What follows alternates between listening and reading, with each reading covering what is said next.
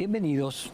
Hoy estamos con el periodista, escritor italiano, autor de el libro del año probablemente, que lleva como título Síndrome 1933, Sigmund Ginsberg, en el que describe cómo peligrosamente el presente imita al pasado, al relatar similitudes del ascenso del nazismo en la Alemania de la tercera década del siglo pasado y sus múltiples analogías con las postrimerías de esta tercera década del siglo XXI. Él nació en Estambul en 1948 en el seno de una familia judía, se trasladó a Milán en los años 50, o sea, muy chiquito, y sus abuelos eran súbditos del Imperio Otomano. Tras estudiar filosofía, empezó a ejercer el periodismo y fue uno de los cronistas estrellas del diario La Unità, diario en el que trabajó durante muchos años como corresponsal en China, en India, en Japón, en las dos Coreas, así como en Nueva York, en Washington y en París. Además de la colección de artículos que escribió en Tocleafore, ha publicado ensayos como Peleas en el Estadio de Bizancio de la época de Justiniano, Espías y Tías.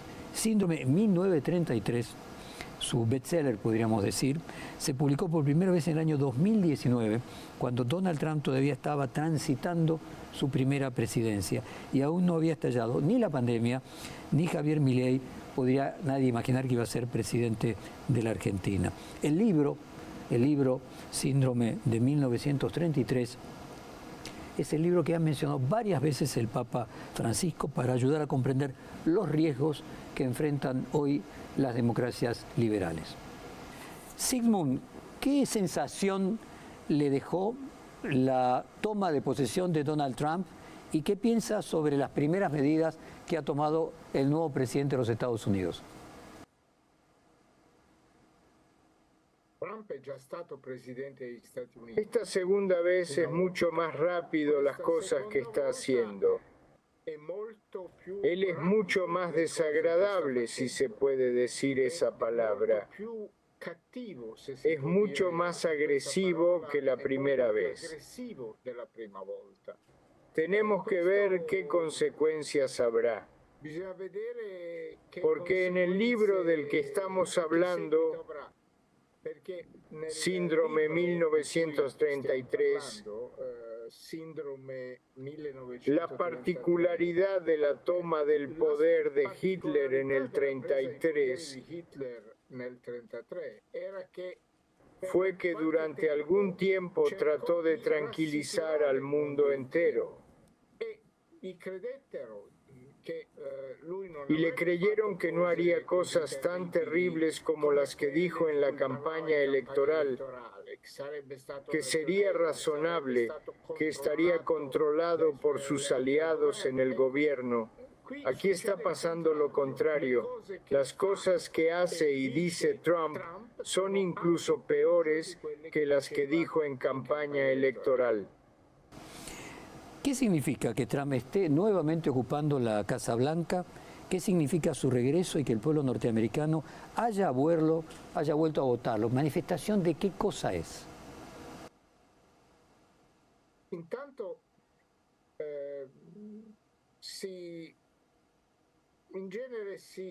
Generalmente se estudia poco el resultado de las elecciones, la votación, como ha sido.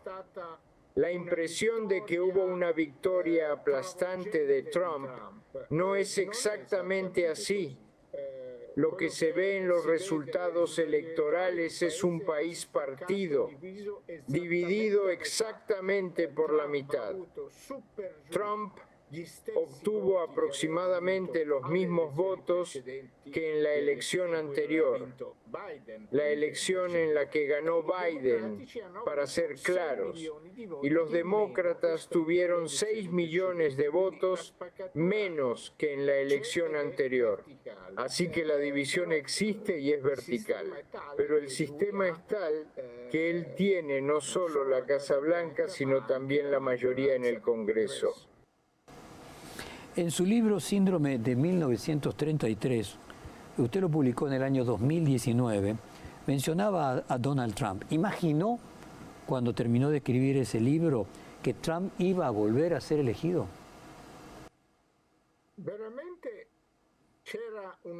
En realidad había una posibilidad muy real de que Trump fuera elegido en 2020 y en su lugar Biden fue elegido. Así que la sorpresa fue que no fue elegido.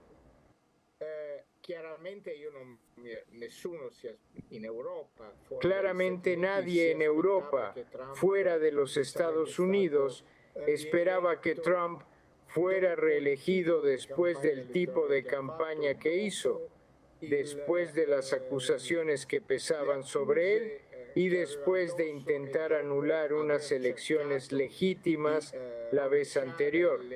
En cambio, no, fue elegido. Le dieron la oportunidad, evidentemente.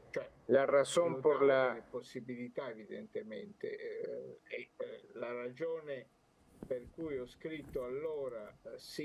que escribí entonces síndrome fue que este tipo de cosas eran posibles. En su discurso de Asunción, Trump dijo cosas como lo siguiente: seremos la envidia de todas las naciones y no permitiremos que se aprovechen de nosotros nunca más. Recuperaremos nuestra soberanía, restauraremos nuestra seguridad. Estados Unidos recuperará su lugar legítimo como la nación más grande, más poderosa y más respetada del mundo, inspirando asombro y admiración en todo el mundo. ¿Qué le sugiere estas declaraciones de grandeza y se encuentra algún paralelismo con 1933?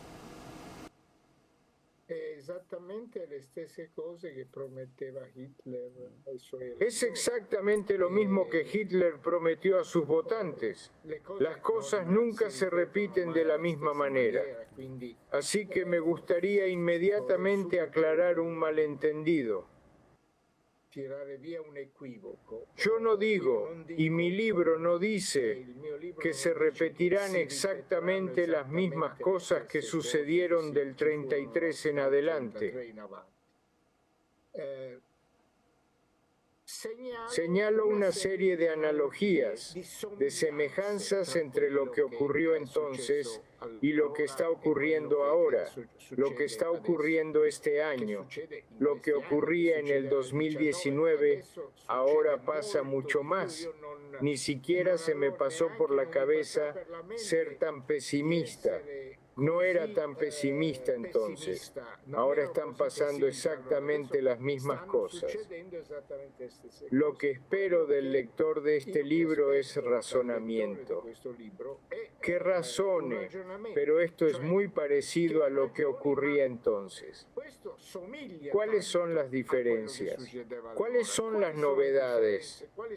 ¿Por qué cosas hay que preocuparse? ¿Y cuáles son los posibles remedios posibles? ¿Por qué ocurre entonces? Invito al lector a razonar, no a tomar partido. No le hago propaganda. Le cuento cosas que han sucedido. Ahora, las intenciones de expansión de Donald Trump, queriendo comprar Groenlandia, quitar a Panamá la gestión del Canal de Panamá, cambiar el nombre de lugares como el Golfo de México por el Golfo de América, ¿encuentra algún punto de contacto con los deseos expansionistas de hace 100 años dentro de Europa? Io ho paura di sì, anche se non può essere la stessa cosa.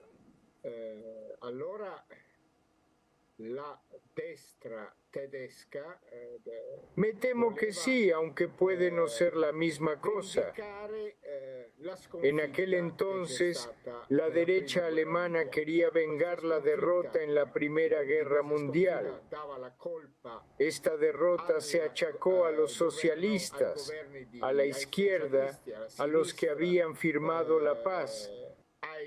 Se los consideraba traidores, consideraban la Constitución y la República de Weimar como lo peor de lo peor.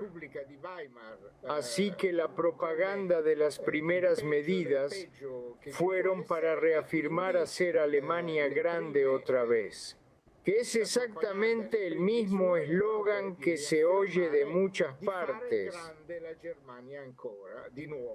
Creo que incluso de ustedes en Argentina que su presidente lo repitió en el discurso que dio en Davos: hacer a Occidente grande otra vez, como si Occidente fuera una sola cosa. Ahora bien, señor presidente, yo le respondería: mire, esperemos que Occidente vuelva a ser grande, pero me temo que si Estados Unidos, de la forma en que Trump quiere volver a hacer grande a Estados Unidos, empequeñecerá a los demás, incluidos sus amigos. Los inmigrantes son el chivo expiatorio de la historia. En el libro usted describe cómo fue creciendo el odio hacia los judíos, justamente porque en aquel momento la migración de los judíos de Europa del Este, que huían de la pobreza y los pogromos, hacia Europa occidental, fueron la causa de todos los males. Hoy estamos viviendo las primeras medidas de Donald Trump contra los inmigrantes, haciendo redadas, haciendo deportaciones masivas. ¿Por qué el inmigrante termina siendo simbólicamente una amenaza para cualquier nativo? Allora, intanto in questi giorni, tra ieri e oggi, ho visto sui giornali. En estos días, entre ayer y hoy, he visto en los periódicos y en la televisión dos fotos, dos imágenes que me han impactado y entristecido mucho. Una es la imagen de los inmigrantes encadenados subiendo al avión. La otra imagen es la del desplazamiento de la población de Gaza Sur a Gaza Norte. Le due cose sono entrambe molto tristi e credo. Ambas son muy tristes y creo que muy preocupantes. Lo que es aún más preocupante es que no son imágenes que se hayan escapado. No dicen, no queremos mostrarnos tan malos. Son imágenes intencionadas, porque la administración Trump quiere mostrar que es tan malo como dice con los que quieren expulsar. Trump sigue diciendo que quiere expulsar a 11 millones de personas. Aparte de que no está claro si es factible o no, pero movimientos de población de este tipo, forzados, ni siquiera lo hicieron los antiguos asirios hace 3000 años. Gli antichi assiri facevano 3000 anni fa. C'è un capitolo di un altro, nel frattempo. He publicado otro libro que es mucho más reciente, que se titula Carniceros, Guerras Atroces y Acuerdos Ambiguos.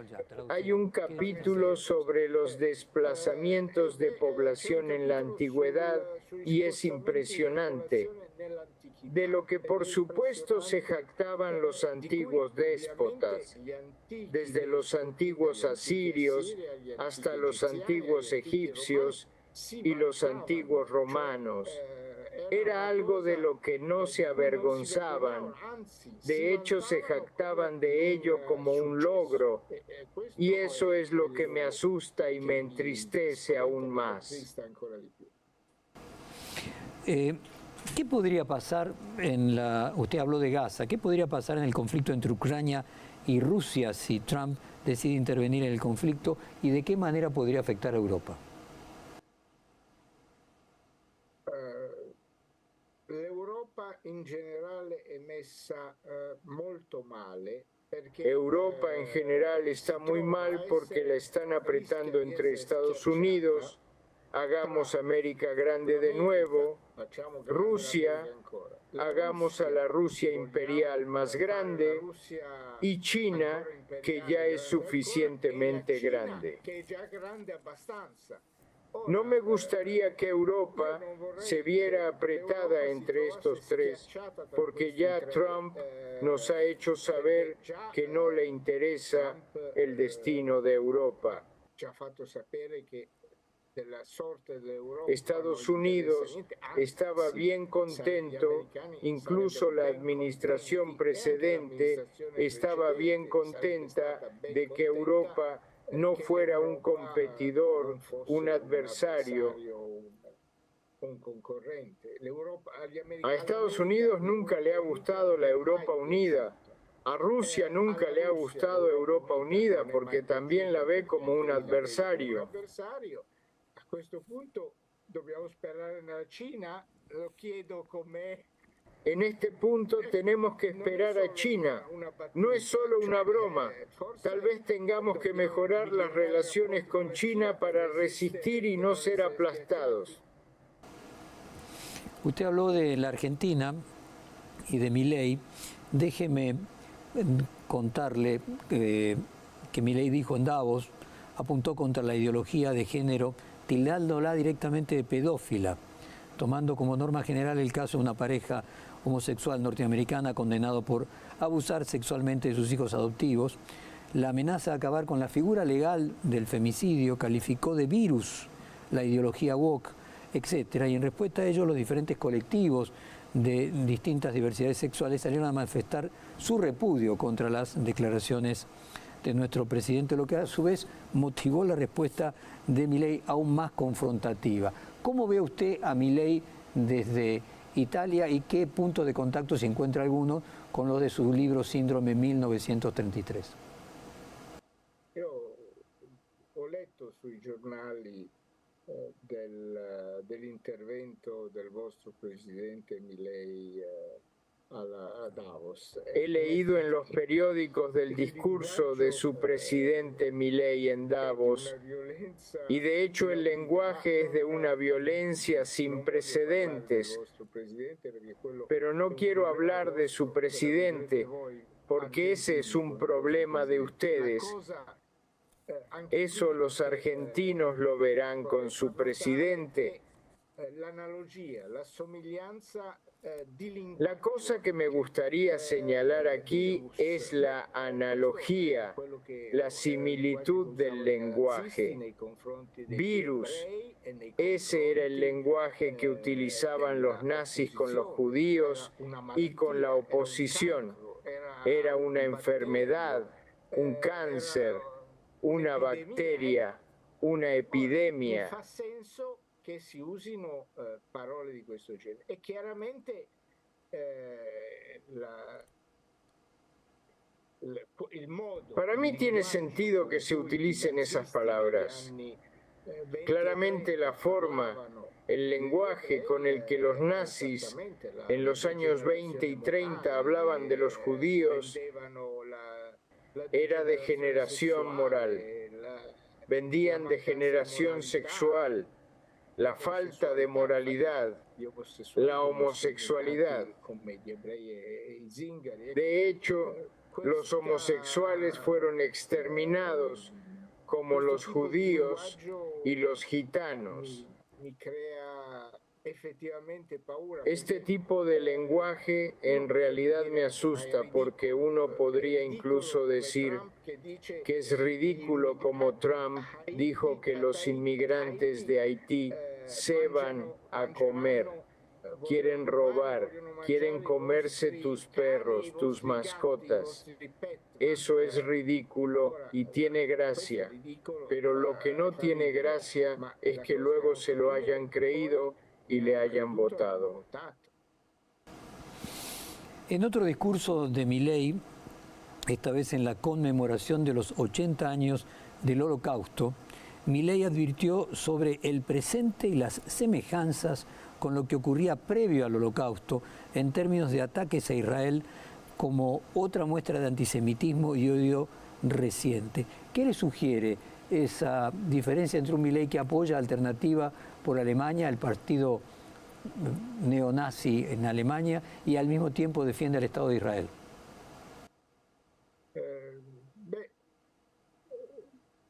C'è un proverbio italiano che dice dimmi con chi frequenti e ti dirò. Hay un proverbio italiano que dice, dime con quién te juntas y te diré quién eres.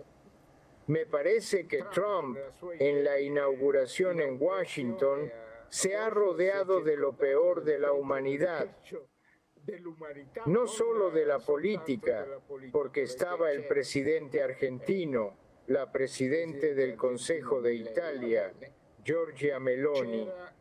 Meloni es la más presentable de los que estaban allí. Su presentabilidad es que sigue siendo la líder de un partido neofascista, en el sentido de que son los herederos del fascismo real, del de Mussolini. No lo digo solo yo. La respuesta cuando dices, ¿por qué no condenas el fascismo? No dices que no eres fascista, no lo eres, no quieres ser como el fascismo. El fascismo es cosa del pasado, igual que el anticomunismo es cosa del pasado. Ya no pensamos en estas cosas, pero eso no quiere decir que no queramos tener nada que ver con ello. Lo que es aún peor es que en Italia hay una paradoja que no se resuelve. Pensiamo più a queste cose, però non dice no, non vogliamo avere nulla a che fare con questo. La cosa poi ancora peggio è che non vogliono in Italia, ecco, diciamo così.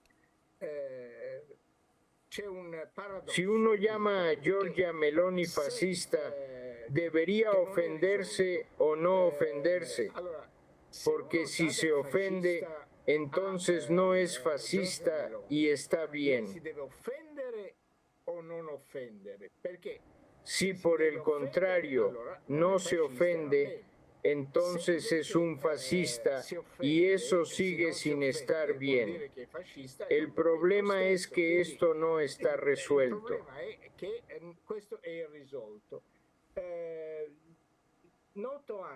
También observo que el líder de los herederos de los nazis, que son incluso peor, si se quiere, que los italianos, al reivindicar sus orígenes y sus raíces, no fue porque hay una campaña electoral en marcha.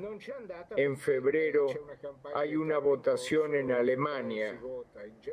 Tampoco fue la líder de la derecha francesa, diciendo que no están de acuerdo con el vasallaje, Le Pen y Bardella. Dicendo che non sono d'accordo al vassallaggio. La Le Pen non c'è andata per questo, e Bardella. Ora, vuol dire... Quiere decir que incluso la ultraderecha francesa no tiene el valor. Se avergüenza de andar con ciertas compañías. Los que no tienen vergüenza, evidentemente por algo, será que sienten vergüenza. ¿Usted ve un triángulo posible entre Meloni, Trump y probablemente Milei? Sì, è possibile, è in atto perché i due si amano, si invitano, i tre si amano, si invitano l'uno l'altro.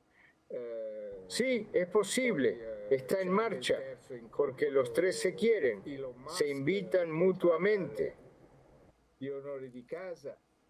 También está el incómodo Elon Musk, que hace los honores.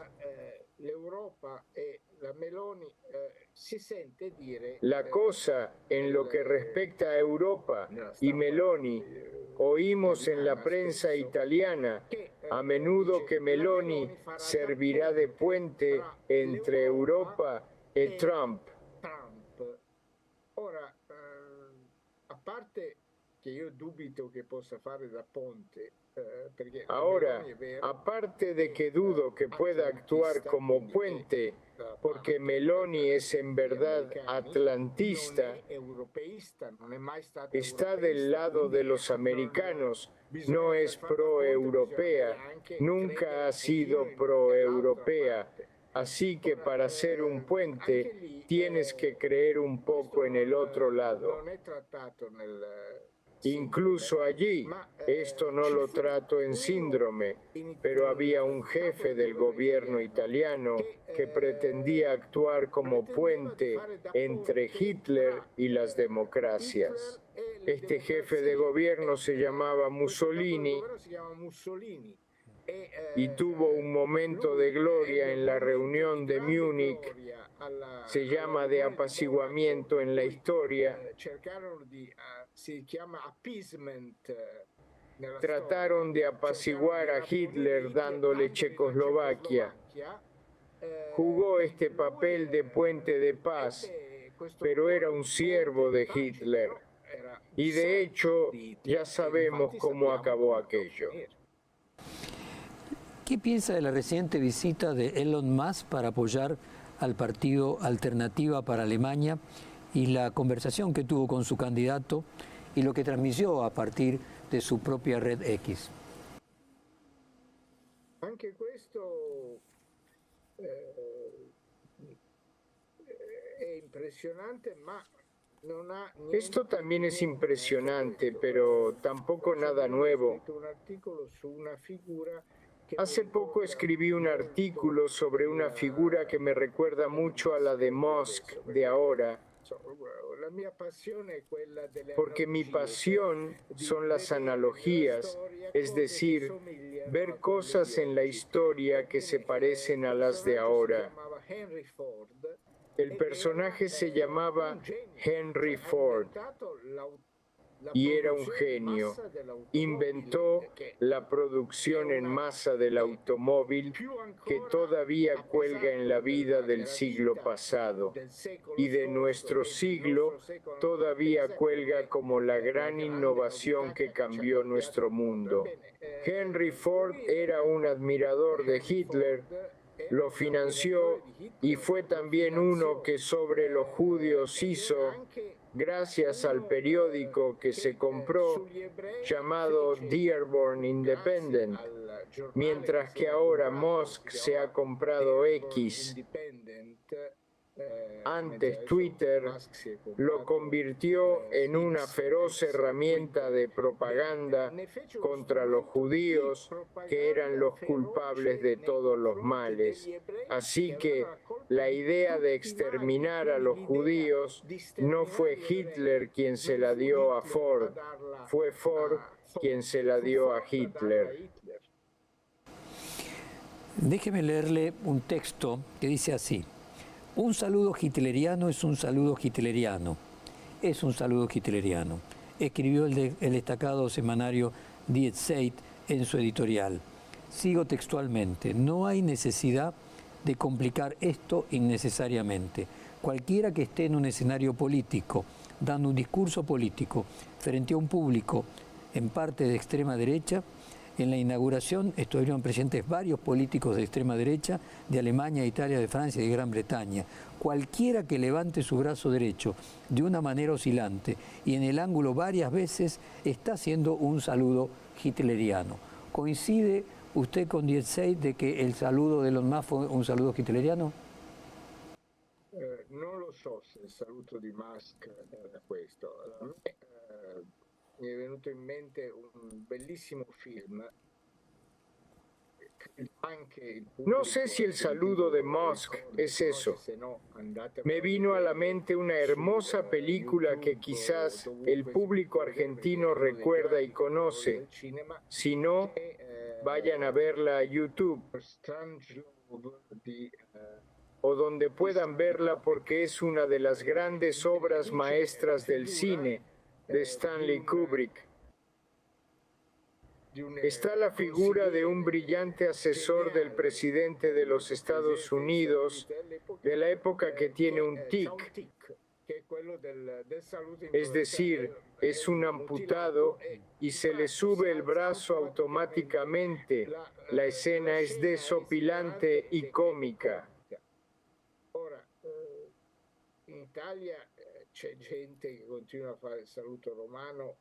Ahora, en Italia hay gente que todavía hace el saludo romano, pero son una minoría No creo que esto vaya más allá del folclore y la comedia. El problema es que El problema es que quieren hacer exactamente las mismas cosas. El saludo romano es una cosa del pasado. En la Europa desgarrada en guerras civiles, como la española, o en la lucha política en el resto de Europa, un bando hacía el saludo romano, otro el saludo del puño cerrado. Estas cosas son cosas del pasado, ahora sería ridículo. El otro elemento que me asombra es cómo la gente puede tenerlo. El enemigo también en el discurso que hizo en Davos es el socialismo. Cuando Trump quiso hablar mal de su oponente, Kamala Harris dijo que es comunista, que quiere traer el comunismo a... Ahora, en Italia, la culpa de todo lo que pasa, incluso de todo lo que hacen mal en el gobierno, son los comunistas. Los comunistas son el peligro. Pero, ¿dónde están los comunistas? Ya no hay comunistas. El politicólogo Steven Levinsky enfatiza que Trump, más que una plutocracia, ha creado un gobierno patrimonial. Dice textualmente, hace 8 años, cuando ganó la primera vez, el establishment norteamericano respondió con alarma.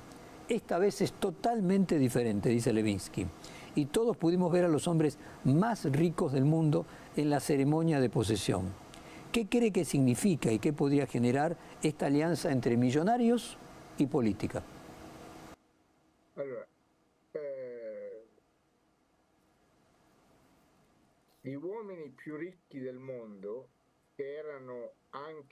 Los hombres más ricos del mundo que también estuvieron presentes de manera tan gráfica en la toma de posesión, no todos coinciden entre ellos, no tienen los mismos intereses. Apostaría si tuviera que hacerlo, no hago predicciones porque no quiero ser profeta, y las predicciones ya están ocurriendo suficientes cosas terribles como para predecir más.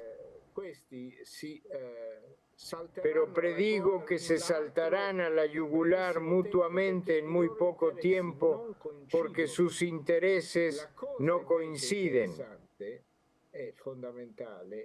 Lo interesante, en cambio, y fundamental es que todos, incluso los que no estaban de acuerdo con Trump, se subieron al carro del vencedor. Es una expresión italiana, no sé en español cómo se podría decir. El carro del vencedor. Incluso en la Alemania de principios de los años 30, no es que todos los capitalistas o los hombres más ricos fueran de derechas. Había algunos que eran de derechas, no eran socialistas, pero que eran de centro y tal. Lo impresionante es que todos ellos se subieron al carro nazi, después de que los nazis habían ganado, pensando que podían influir en ellos. Yo creo que el peligro es al revés, que sea Trump el que influya en los más ricos y no al revés, no sé, vamos a ver. A ver, déjeme hacer esta conclusión, a ver si usted comparte. En el caso de los más, claramente los más tienen negocios con el Estado. En el caso, por ejemplo, del dueño de Facebook, en el caso de Jeff Bezos, en el caso del CEO de Google, ¿usted cree que estaban ahí más por miedo, por conveniencia de negocios, que por afinidad ideológica? No hay duda de que en el caso de Bezos está claro que se pasó al bando de Trump porque le convenía. Miedo, temor, no lo creo. Lo único que Trump predijo y su candidato al Tesoro no paró de repetir en sus audiencias de confirmación es que quitarán los impuestos que las administraciones anteriores habían puesto a los ricos. Ahora no más impuestos a los ricos, probablemente no más impuestos a nadie, porque la otra idea es poner aranceles.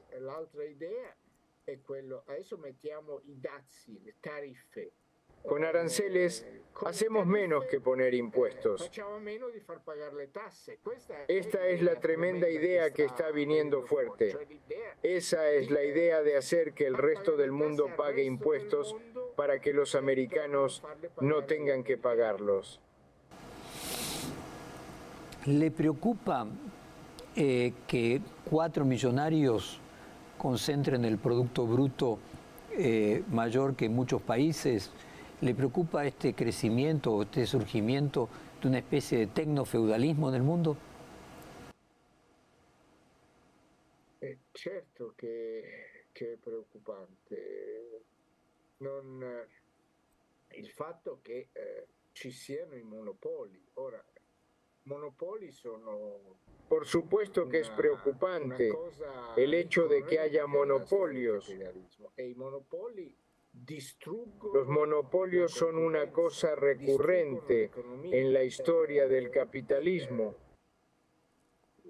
Y los monopolios destruyen la competencia, destruyen la economía. Y el mayor temor que tengo es que todo esto va a terminar muy mal, incluso para la economía americana, porque la gran elección ahora es: ¿trabajamos para que América sea más fuerte o trabajamos para prevenir la inflación? Porque sí, como están diciendo todos los expertos, las políticas proteccionistas, los aranceles, todo lo que Trump está amenazando conducirá a una mayor inflación. Quiero ver cómo reaccionará el público. Sigmund, vamos a hacer un corte para unos avisos y volvemos de aquí a unos minutos. Bueno, continuamos el reportaje con el autor del libro del momento, Síndrome 1933. ¿Qué responsabilidad cree que tiene el electorado y cierto discurso que circula de que el pueblo vota en contra de sus intereses? Si, por ejemplo, finalmente esto terminara mal para el propio pueblo norteamericano, ¿hay una responsabilidad de los pueblos en la votación de dirigentes como Trump o en su momento como los de hace 100 años en Síndrome de 1933?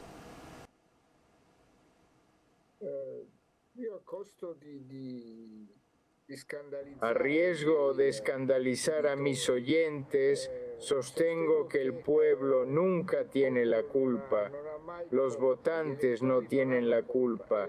Es culpa de quienes no les convencen lo suficiente. Hay una famosa frase de un gran dramaturgo comunista alemán, Bertolt Brecht, que acabó viviendo en Alemania del Este, que creo que tampoco era muy feliz viviendo en un estado totalitario. Credo che non era molto contento neanche lui di vivere in uno stato totalitario di quel tipo. En un momento dado hubo elecciones en Alemania del Este y estas elecciones no salieron como los dirigentes del Partido Comunista querían. Creo que perdieron algunos votos, no consiguieron el 90%. Empezaron a criticar a los votantes en los periódicos y entonces Brecht dijo que si no estaban contentos con la forma en que votaba la gente, cambiaran a la gente. Leí en su libro esa cita. Y cuénteme, ¿usted cree que la responsabilidad de defender la democracia es de la élite entonces? No, non è mai l'elite, io credo la responsabilità sia dei politici. Nel senso che se non riescono farsi votare. No creo que sea de la élite, creo que la responsabilidad es de los políticos, en el sentido de que si no pueden hacerse votar, o mejor dicho, no pueden crear una coalición que pueda, son malos políticos. Coalición significa que toda sociedad se compone de diferentes partes, diferentes sectores. Trump ha vinto in queste ultime tornate. Trump ha ganado en estas últimas elecciones, ha logrado armar una coalición que es mayoritaria que la otra. Los perdedores no lograron armar una coalición de votantes, que es una coalición de votantes también, no de partidos necesariamente. Alle ultime elezioni, prima che fosse en la Alemania de 1933, en las últimas elecciones, antes de que Hitler recibiera la Cancillería, los nazis no eran mayoría. Tampoco lo eran los nazis más sus aliados en el primer gobierno de Hitler, tampoco eran mayoría. En teoría la mayoría eran los socialistas y comunistas y el centro católico. El problema era que nunca, ni probablemente podrían llegar a un acuerdo. Ahora me pregunto si todavía serán capaces de llegar a un acuerdo, si pueden reunir una mayoría alternativa, pueden ganar las elecciones, si no, ganarán los otros.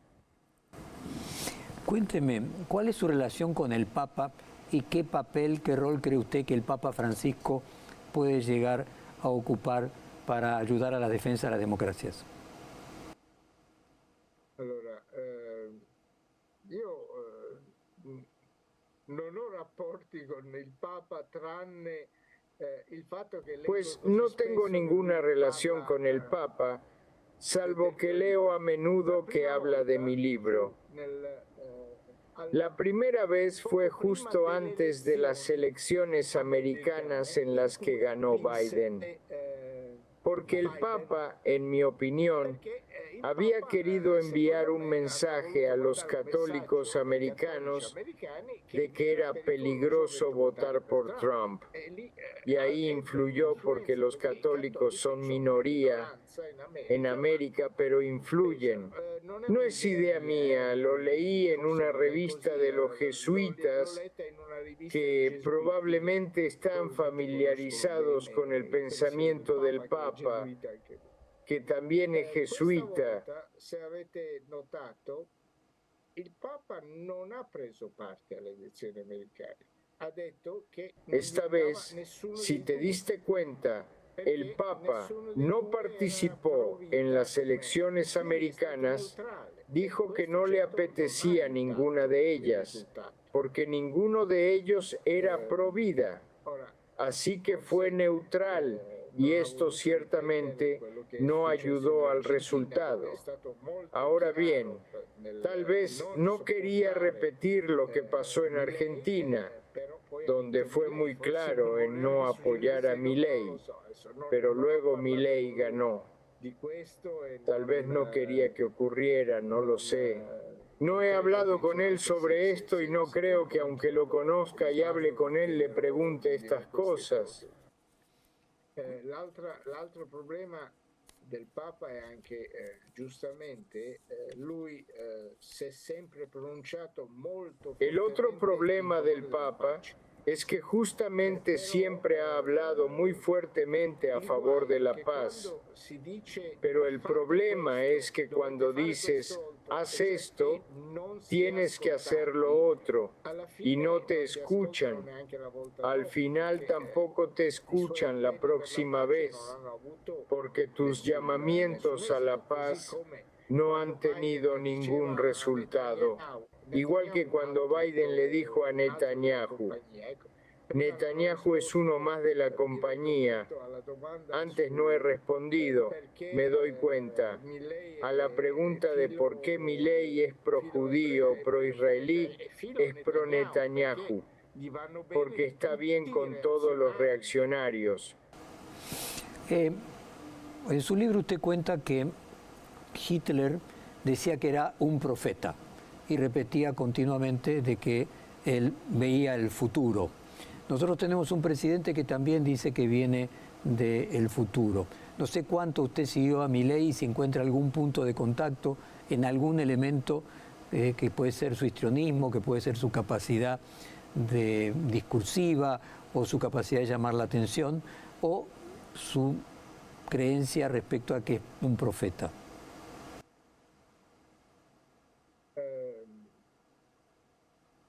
Allora, io non voglio essere paragonato a un profeta, quindi non faccio... No quiero que me comparen con un profeta, por eso no hago profecías en mis libros, ni siquiera profecías negativas. Los profetas no tienen un gran seguimiento, un gran éxito, porque todos los profetas en la historia, en la literatura, la profetisa que en el ciclo de Homero dijo a los troyanos lo que iba a pasar, nadie le creyó y al final todo acabó mal, destituida. Los profetas nunca son queridos por nadie, ni por aquellos con los que están, ni por su país, su pueblo. Así que yo diría, si fuera amigo de Milei, mira, los profetas no son buena propaganda. Déjeme ir al capítulo 8 de su libro, en el que usted narra la especial relación de los medios de comunicación de esa época, fundamentalmente los diarios, con Hitler y con el surgimiento de Hitler. ¿Qué responsabilidad tienen los medios de comunicación en este corrimiento en varios países los electorados hacia la derecha y la extrema derecha? Enorme. Pensiamo al peso che ha avuto il fatto che Elon Musk era il padrone di... Piensa en el peso que ha tenido el hecho de que Elon Musk fuera el propietario de X, la mayor plataforma online. Evidentemente, los medios de comunicación en su evolución tienen un peso enorme, mientras que durante muchas décadas la televisión tuvo un peso enorme, antes fue la radio, en la época de los años 30, la radio, y luego estaban los periódicos. Los periódicos tenían una enorme influencia, pero ahora resulta que los periódicos no cuentan mucho. Los grandes periódicos americanos no apoyaban a Trump, pero fue como fue. Appena ricordato, nella Germania degli anni 30 i giornali erano... En la Alemania de los 1930, los periódicos eran el medio de comunicación más importante. Era el país donde más periódicos se publicaban y más periódicos se leían del mundo. Y además, periódicos de muy alta calidad. La mitad de los periódicos eran propiedad de Hugenberg, que es uno de los aliados del gobierno, o mejor dicho, un poco más reaccionario que él. La otra mitad eran periódicos independientes, muchos también propiedad de grandes familias católicas, periódicos de muy alta calidad. En poco tiempo, los nazis expropiaron sus periódicos y sus aliados Hugenberg, por lo que también expropiaron los periódicos de los aliados, expropiaron los periódicos de las familias judías. Primero los convencieron de que no fueran tan contrarios al régimen, dijeron que echaran a los periodistas que más nos atacaran y echaron a los periodistas judíos. El New York Times, que era propiedad de una familia judía, durante mucho tiempo no criticó ni publicó las noticias más vergonzosas sobre la Alemania de Hitler, porque pensaban que estaban haciendo un trato con Hitler. Entonces se encontraron sin periódicos y sin nada. Hugenberg, que era dueño de la mitad de los diarios de Alemania y que al mismo tiempo tenía el partido que le permitió dar la cantidad de votos a Hitler, que había ganado solo con el 30% llegar a formar gobierno, luego terminó vaciado y expoliado por el propio Hitler. ¿Usted cree que hoy, 100 años después, Trump tendría ese poder con Elon Musk o que Elon Musk tiene más poder que Trump? Ya veremos, eso sí que no lo puedo decir. Sí, está claro que Trump tiene una relación con Elon Musk, también porque hay cosas que no le puede imponer a Trump.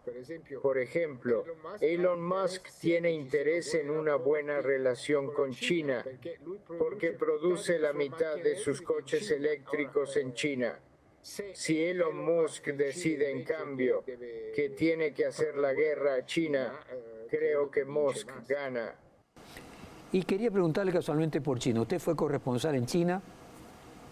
Hace pocos días la aparición de la inteligencia artificial china produjo una caída en todas las bolsas de Wall Street. ¿Cuál es el papel de China? ¿Cuánto China es una amenaza para el sistema democrático o al revés es un equilibrador como en su momento fue desde el punto de vista del avance del capitalismo la ex Unión Soviética? La Cina è un pericolo per la democrazia. China es un peligro para la democracia, no porque no sea democrática, eso está claro. China no es un país democrático. Es una de las dictaduras más violentas que existen en el mundo.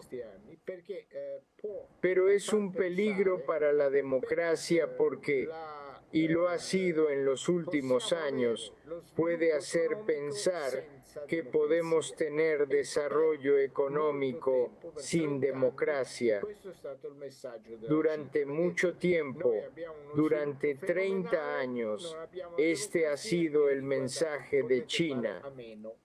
Tenemos un desarrollo fenomenal.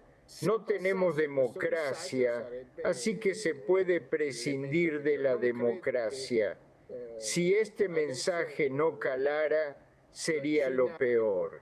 No creo que ahora China, en ascenso en política exterior, se equilibre en el sentido de que está buscando un modus vivendi con Trump. Esperemos desde el punto de vista mío, que soy europeo, que no tengamos daño en Europa. A ver, podríamos decir entonces que el crecimiento de los últimos 30 años de China, espectacular, sin democracia, es de alguna manera un mensaje que hizo posible que Trump fuera presidente, es decir, demostrar de que un mecanismo con menos división de poderes y con un poder más concentrado, más decisionista, finalmente produce más crecimiento? I cinesi, se non sbaglio da quello che leggo sui gentili con Trump di quanto erano con Biden. Los chinos, si no me equivoco por lo que leí, están igual con Trump que con Biden. No parecen tan molestos por el hecho de que esté Trump en lugar de Biden. dinastía del Partido Comunista. Lo único es que no cuestionan el poder de la actual dinastía gobernante, que es la del Partido Comunista. Si no lo cuestionas, todo vale para ellos. El punto débil es que China tiene algunas dificultades estructurales. Por ejemplo, Estados Unidos tiene algunas dificultades económicas difíciles de resolver. Hay que invertir más en acciones de empresas chinas. Esta es la última propaganda oficial de los medios de comunicación chinos. No es que eso vaya a solucionarlo. China tiene un momento de debilidad, pero es la única otra gran potencia. Luego está Rusia. Última pregunta.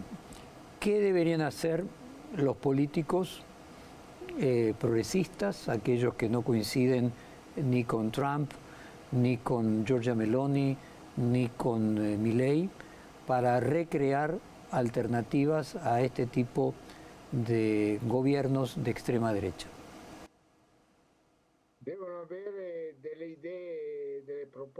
Tienen que tener ideas, propuestas serias y convincentes. Y sobre todo, tienen que convencer a la gente de que esas propuestas funcionan mejor que Trump. No llevo mucho tiempo en la política activa. No estoy en condiciones de dar consejos a los políticos. Zygmunt Gisler, muchísimas gracias por esta hora de conversación. Muchas gracias por su libro, que realmente es un gran aporte a la situación que está pasando hoy el mundo. Le mandamos un abrazo fraterno del otro lado del Atlántico. Gracias y espero no haberte aburrido. Al contrario, fue un gran placer. Muchas gracias.